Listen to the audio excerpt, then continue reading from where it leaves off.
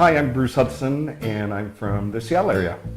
Hey everybody, Josh Hudson here. I'm also from the Seattle area, son of Bruce Hudson, and together we run Hudson's Portrait Design and a whole bunch of other photographic brands just south of Seattle. We are celebrating our 35th year in business, and I can always remember it because that's the first year Josh was born. We started out doing a lot of sports and schools and proms and weddings, and we finally got into high school seniors and family portraits, and today probably our fastest growing brand is our commercial work that we do. So we've been in business 35 years. The last 12 years I've been full-time at the studio, although being born and brought up in the business, you're pretty much forced to work at the studio, holding flashes and lights and putting stamps on newsletters at 10 o'clock at night when you're 12 years old. So I've been there a long time, but my role at the studio since I've become full-time is really kind of more of an operations manager. I'm only in the studio a few days a week, but kind of manage where we are with different projects, with different clients, invoicing, and keeping this guy in line as much as possible. Well, the changes that we've seen in the industry have been huge, from obviously film to digital, but also the way that clients will view their images. It used to be the proofs, and you check the proofs out. That evolved into slides with slide projectors projecting on the wall, and now it's of course digital. And a lot of people are actually showing their work online, letting people choose that way, which we're not a huge fan of that, but we do embrace it for certain types of things. Yeah, I mean, I've seen a lot of changes the last 10, 11 years, 12 years I've been full-time at the studio. Really, I think probably the biggest thing that this whole industry has seen is really consumer behavior towards professional photographers and what it actually means to be a professional photographer. I believe that there's been a pretty big shift in the way that consumers think about hiring a professional. There's a lot of things that they can do themselves now on their iPhone, and I'm just as guilty of it as everybody else. When it's my twin's 5th birthday party, my wife goes to Pinterest and she's printing out stuff and designing this whole birthday party theme. I think it was pirates and princesses last year, right? And of course, I'm there with my phone taking shots for Facebook, where maybe 10, 15, 20 years ago, we might have hired a photographer to come cover the event and create an album like our clients used to back in the day. So I think that just consumer behavior has probably changed the most, but how we've been able to shift and really put our eggs in the baskets that are still making us the highest amount of profit and the most money, and sort of letting go of some of the other things that maybe are less profitable that consumers don't even really need us for anymore. So my education in this industry really is quite diverse. I actually have a degree in political science, and also I have a degree in Islamic studies and American history from Washington State University. I was actually going to go and be a lawyer before I decided to sort of stay home and take a different path and actually go to work for my dad at the studio full time. So I've got a different perspective on things, not being a photographer. So my education really at the university level, learning how to communicate, also learning a lot from political science, how to market yourself, how to brand yourself. A lot of that we've incorporated into the studio. One of my favorite quotes is, if you don't define yourself, your opponent will. Okay, that's from the political spectrum. Us in the photography industry, if you don't define yourself, the consumer will.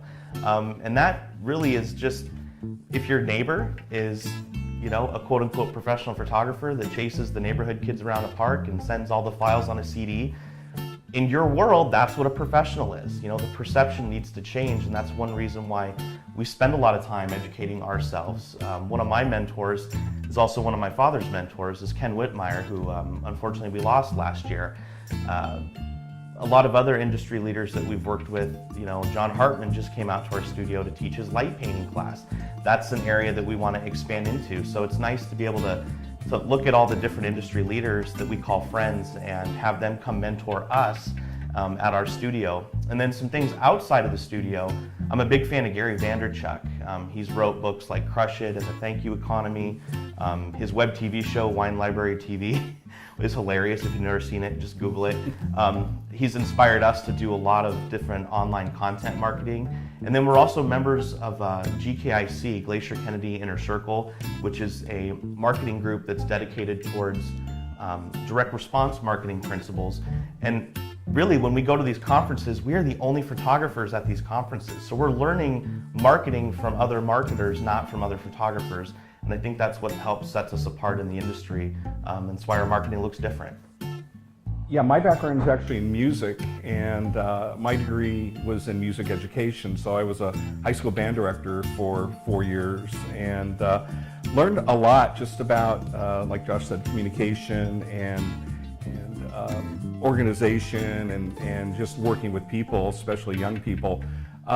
Getting into the business, I had always been a pretty good photographer, but one of my first mentors was really Ken Whitmire from Yakima, Washington, who Josh mentioned that we lost this last year. Ken was able to really help me define my style.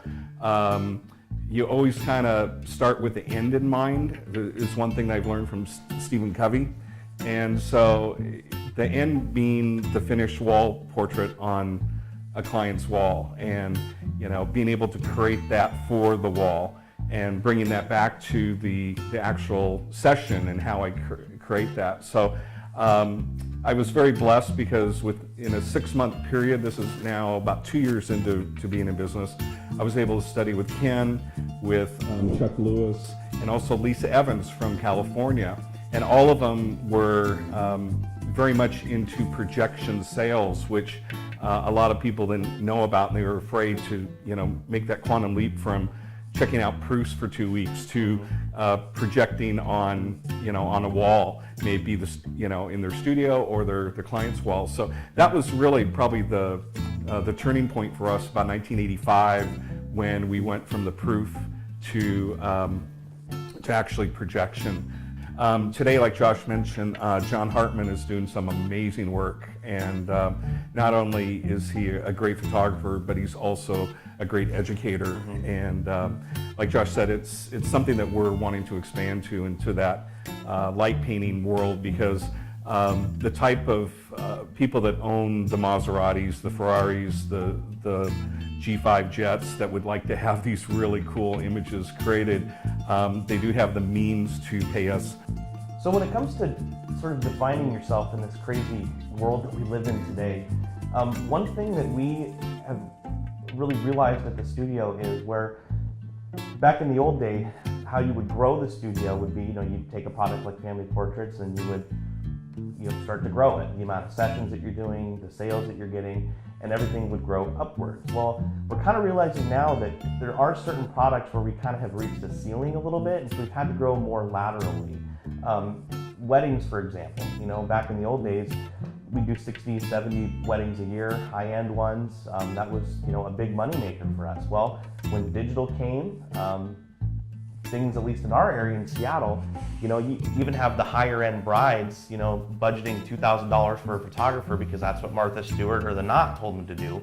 So they'd come into the studio and look at our 3-hour basic coverage is $3,800. They'd go, well, that's way over budget. So weddings sort of went away for us, and it was one of those things where we had to decide: do we really want to try to chase the wedding people down? Do we want to really ramp up the marketing side of it, or is there another way to plug the dam? And that's when we sort of expanded into commercial photography. So what we've kind of done is we've looked at the different products and services that a professional photographer can offer to a diverse list of clientele, and figuring out where that profit still is, and it's in commercial. I mean, right now we had the best first quarter that we've had probably in the last 10 plus years in this business. We were rocking, and it was all commercial photography. It's businesses that are looking at the changes in the economy, and now they're really looking at that and reinvesting in professional photography again, and using that on their new websites and stuff. And some of the different ways that we've sort of defined ourselves in the market are with some kind of, I don't want to say backdoor marketing techniques, but marketing techniques that are a little outside the box. Probably the most successful being teaching photo classes, beginner photo classes to consumers out of the studio. When we first did it, My dad was totally against it. He's going, no, we're going to train all these people with digital cameras how to be professionals. They're going to run us out of business. And we got a lot of hate mail from fellow professional photographers in the Seattle area. You know who you are. Saying, hey, you're training our competition. Congratulations, sell out, blah, blah, blah. But what ended up happening was, in the last 5 years, we've had over 4,000 attendees come through our studio to take a 4-hour class, which they pay us for. It's become a huge revenue generator for us as well. And now we've got 30, 35 people on a Saturday looking at our work on the walls, looking at our work on the screen, and really being taught and shown what it is to be a professional. It's more than just open up the camera, put it on P for professional or program mode, and start shooting. And it's funny because people will leave the studio going, I had no idea that so much goes into this. Thank you for showing me. By the way, my son's a high school senior next year. By the way, we haven't done a family portrait in 20 years.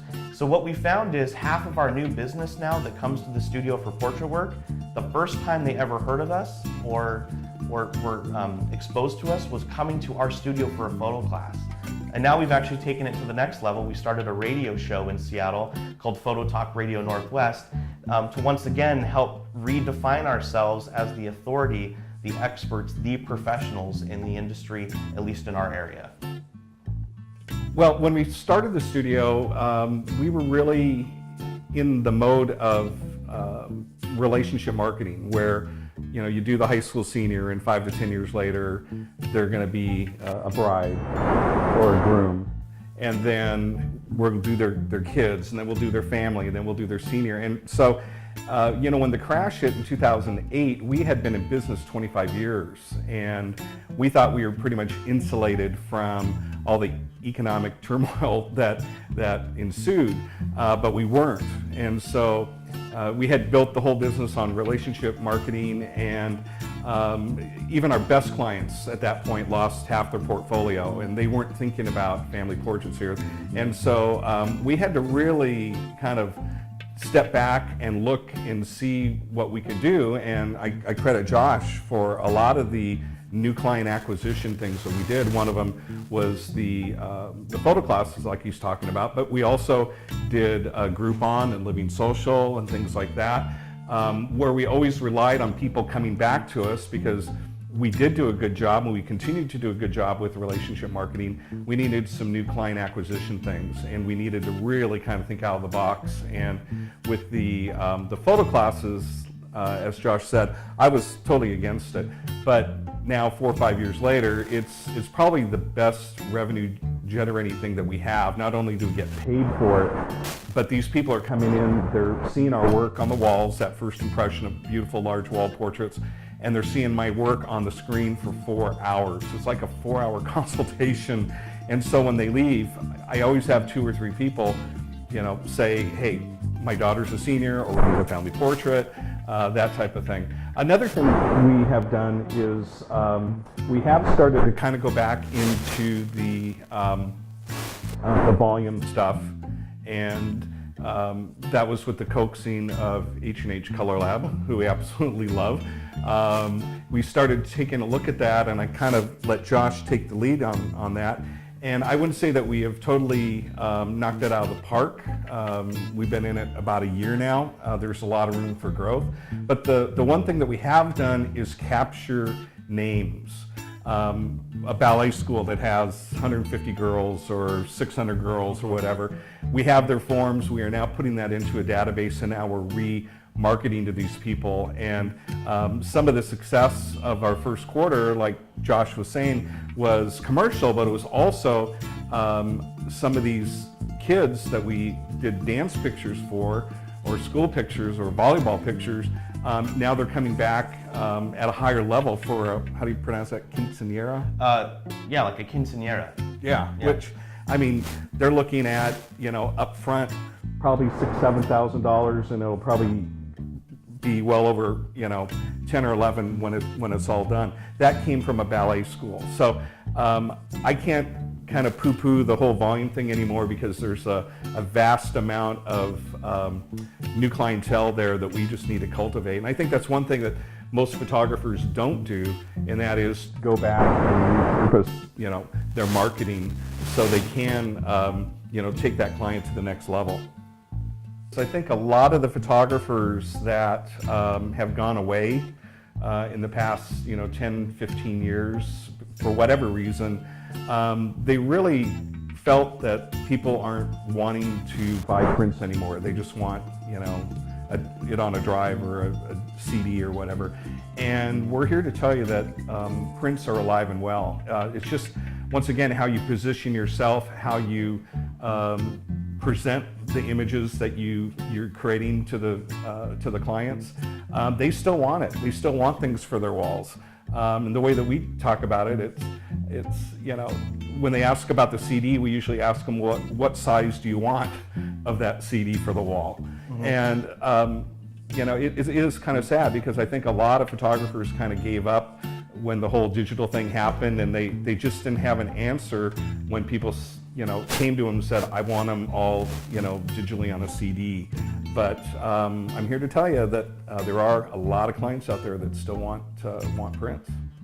Kind of the evolution of our education out there in not only the professional photography world, but also just in our general sphere in the Seattle area with consumers. We had this web TV show called Photo Entrepreneur TV, which was sort of an educational offshoot of some of the things that we've done for a long. So the Photo Entrepreneur TV was a way for us to kind of connect with like-minded photographers who have either bought an educational product from us or had taken a class from us, or just generally followed us for all these years, because our message has always been very consistent. It's all about educating the consumer, educating your clients. My dad spoke on how people still want prints out there. Well, if all you're doing is just throwing up a Facebook ad saying, hey, free session, free 8x10, call my studio, and then the people come in and all they want is, or all they're saying they want is a CD, it can be very defeating and very deflating. But if you're not taking the time to follow the necessary steps to beef up your marketing with the end in mind, not just, hey, look, I take pretty pictures, hire me, but hey, look, I'm actually going to custom design a piece of artwork for your home on your walls. I mean, that's where the disconnect has been with a lot of photographers. That's why a lot of them aren't here anymore. But so Photo Entrepreneur TV was really more of a business and marketing type show for professional photographers.